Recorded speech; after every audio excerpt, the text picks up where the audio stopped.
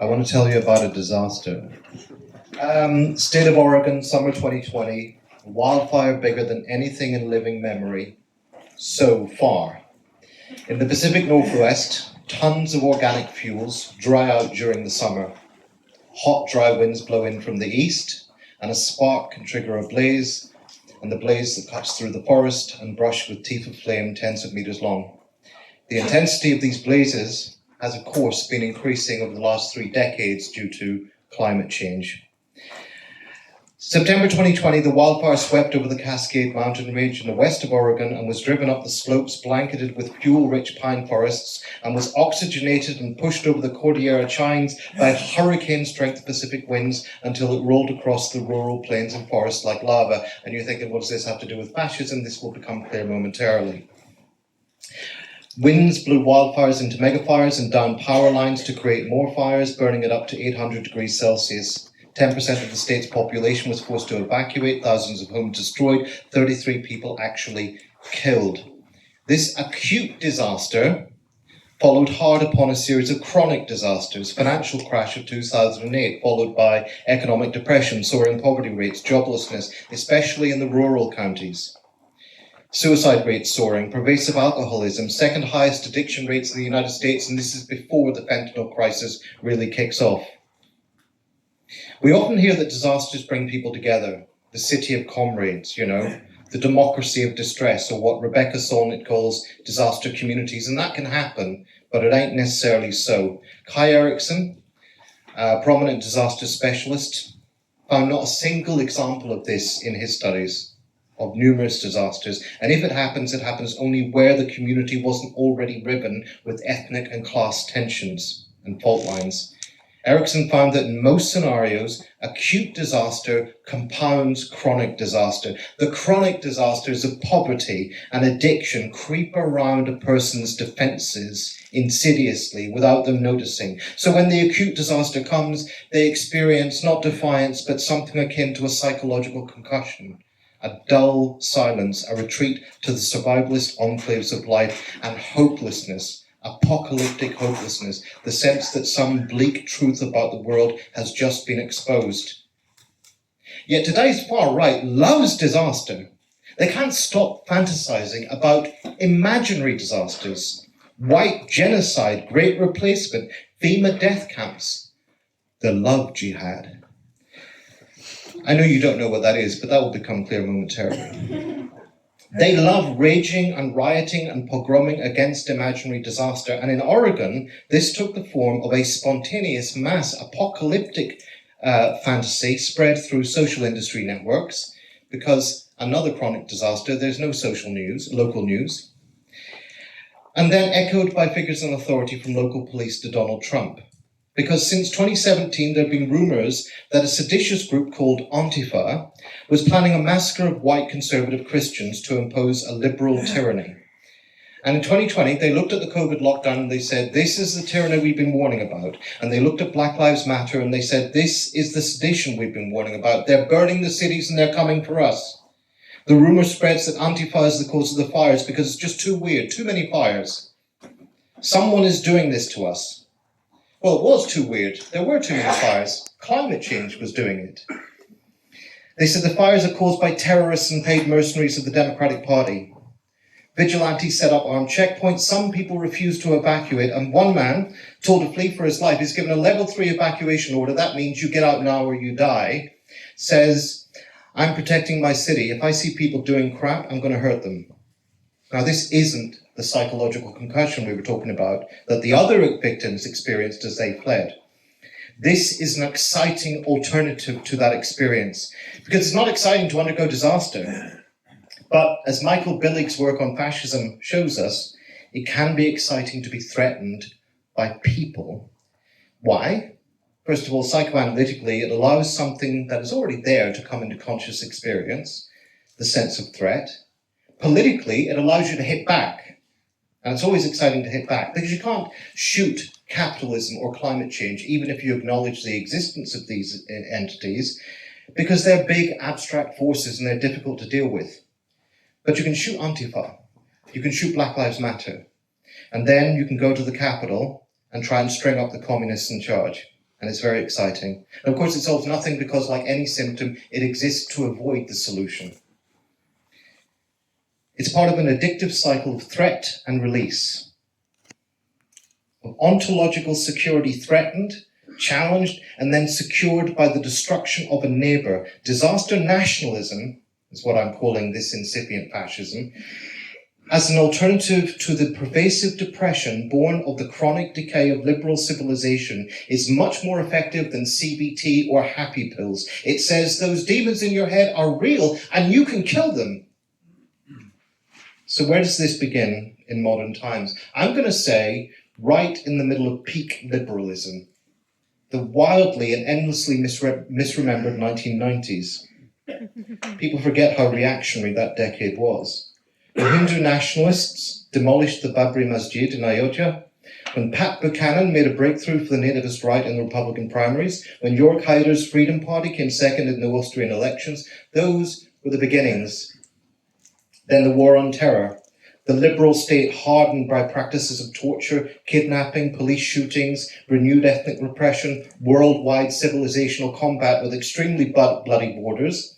And the ethno-nationalist alliances forged under that rubric from Narendra Modi in Gujarat to Ariel Sharon's flattening of the West Bank, and all of this fecundating a soaring far-right vote in Europe. Then the financial crash and austerity, where civil society is hardened by the relentless monstering of the undeserving poor, migrants and minorities. They're the ones who are doing this to you.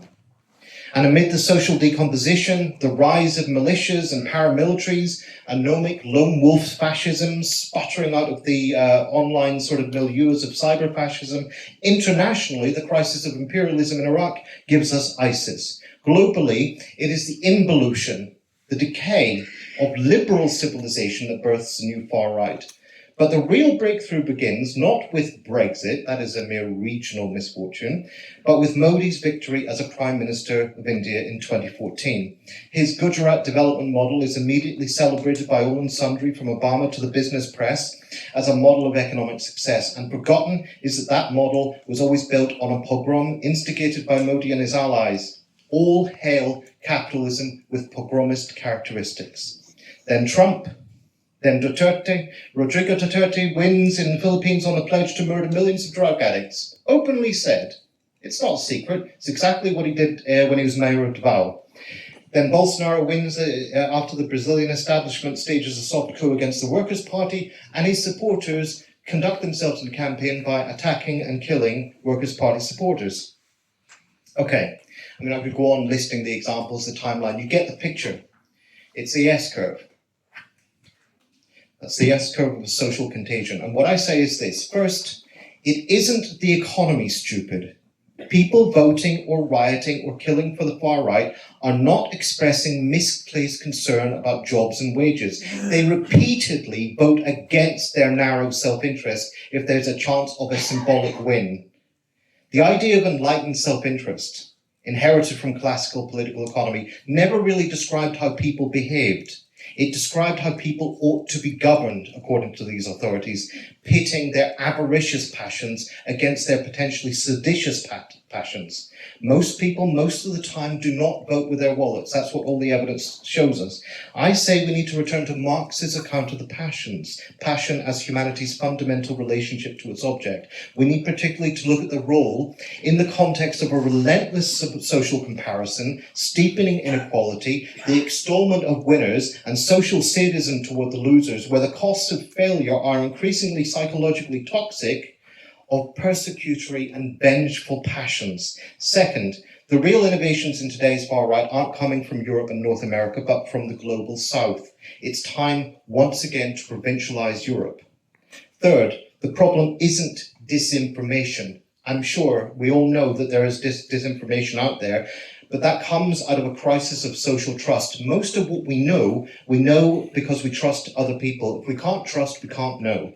And in a crisis of trust where neoliberalism for decades was telling us everyone else is a competitor and a risk to be managed, and anyone who talks about the public interest is concealing their self-interest, and everyone essentially is out to get you, many people have been turning to cultures of DIY investigation. Now, the problem is how these politically ambiguous cultures have been weaponized by the far right for cyber war. Because the point isn't just to misinform for grift or for electoral advantage. The point is to activate wayward, vengeful passions against well-selected enemies to destroy their reputations, careers, and even cause them to be killed. Modi reward follows his favourite trolls when they issue death threats and sexual harassment, and his office has lists of enemies which they feed to the trolls, often resulting in them being targeted and killed. Bolsonaro ran an office of hate. Duterte organises mass distributed, him and his now successor, Bongbong Marcos, organises mass distributed campaigns of sexual harassment and death threats against opponents before jailing them or having them murdered. Fourth, the erotic fantasies of the far right, their visions of extreme sexual evil, of elite paedophilia, bathroom predators, Romeo jihad, this is Muslims seducing Hindu girls and thus undermining the Hindu fabric of the nation, yada yada. Gender ideology brainwashing children against masculinity, the Chads and Stacys and Tyrones with their sexual tyranny over lonely, sexually isolated males. These fantasies are not just conservative. They are brutally transgressive. MRA Fora, Men's Rights Activist Fora, revel in rape and paedophilia. Andrew Tate fans support rape and sexual slavery. Modi became a sex symbol in Gujarat after the pogrom which he helped incite and instigate. Why is this the case? Because in their bleak purview, someone always gets violated. It's just a question of who. As a female Hindutva activist explained about Gujarat, they have raped so many of us, by they she means Muslims, so now we must rape some of them. And so the far right's critique of communism, this hallucinatory communism, is that they want to violate and humiliate the wrong people. They're castrating the Western male. In other words, disaster nationalism seeks a redistribution of violation and humiliation. Somebody else has to be feeling this. Fifth, and this is really important, violence is not an electoral disadvantage for the new far right. It is a unique selling point, and it synergizes with top-down statist strategies of violence. I keep mentioning Gujarat. There's a reason for this, because it's the canary in the coal mine. The BJP, the Hindu Nationalist Party, had been in trouble in Gujarat after the mishandling of a real disaster, an earthquake, the year before. They revived their fortunes on the back of an imaginary disaster, which was an alleged Muslim attack on Hindu worshippers on a train. There was a fire on a train. It wasn't caused by Muslims. They called this a genocide. Their officials, local police and businessmen helped and even sometimes paid Hindu activists to hunt down, torture, rape, burn, cut to pieces and kill Muslims, including their infants, including in front of their mothers, in days and days of ecstatic carnage. And the BJP vote, instead of collapsing, rose 5 points in the next election, rose mostly in the areas where the violence had been most intense. Then came the fabled Gujarat model, slash welfare, health and education to fund subsidies for business and development. We see the same pattern when in 2020, Trump and the Republicans are electrified by grassroots vigilantism, first against lockdown, then against Black Lives Matter, and they make Kyle Rittenhouse their patron saint. Even as Trump orders federal paramilitaries to abduct protesters and police to shoot at them, and we see it in Brazil, where even in the last election that saw Bolsonaro thrown out, he went from 20 points behind at the start of the campaign to nearly winning, in a campaign in which he called for leftists to be machine gunned and his supporters repeatedly assaulted and murdered Workers' Party supporters. We see it in the Philippines, where Duterte's death squad populism, killing tens of thousands of people, kept his approval ratings at over 90%, no matter what else he did, despite the fact that most voters, when asked, said they feared they or someone they knew could be killed by Duterte's death squads. We're beyond enlightened self-interest at this point. I hope we can agree. Mm-hmm. There is a relation between this violence and far-right political economy. Today's far-right, unlike interwar fascism, has no utopianism. It doesn't even pretend to be anti-capitalist, as interwar fascism did. In India, in Hungary, in Brazil, in Israel, in France, in the United States, it has internalized many of the predicates of neoliberalism. Indeed, it's often benefited from a curious symbiosis with the neoliberal centre. They overlap in being social Darwinist, in disliking democracy, and intending to racialize social questions. They also overlap in their interest in cultivating both hopelessness and vengeful passions, pseudo-pessimism. Today's incipient fascism wants capitalism with the gloves off, capitalism without all the woke, fluffy, politically correct, environmentalist constraints. but with some national protections, muscular national capitalism. Violence is part of the mix here, because Duterte's death squad populism is not unique in this respect, but it was sold as economic uplift. We'll clear out the addicts, we'll kill the troublemakers, you'll feel safe on the streets, the jobs will come back, and the nation will be strong. We give you the chance to restore your ontological self-confidence by destroying a neighbour, and that is our political economy. Finally, the tipping point. The tipping point is the dialectic of mutual radicalisation. The armed base, egged on by the leadership, engages in shock attacks on the enemy. They go further than the state legally can. And the political leadership then defends it, supplements it with their own official violence, and up the rhetorical ante, encouraging the base to go even further. The end of this process, genocide, which is what we're seeing in Gaza now, there the symbiosis between the bourgeois centre and the far right is a global coalescence. They're an army of 20-year-old men enjoying themselves immensely according to their social industry postings, socialised in a dehumanising state, and also a state in decline because the post-war Israeli utopia won through ethnic cleansing has been collapsing for decades. They now threaten to turn their guns on their own leadership if they stop the murder in Gaza. They want to go all the way. Meanwhile, in Israel, anyone who ventures even a weak humanitarian critique of the war risks being sacked from their job, hunted by fascist mobs, or tossed in solitary confinement. This is what they've been waiting for. The traitors will be killed, the neighbour destroyed, and the liberal fellow travellers will either follow them all the way down the road or be destroyed too. And this is what it is to live in a dying civilization.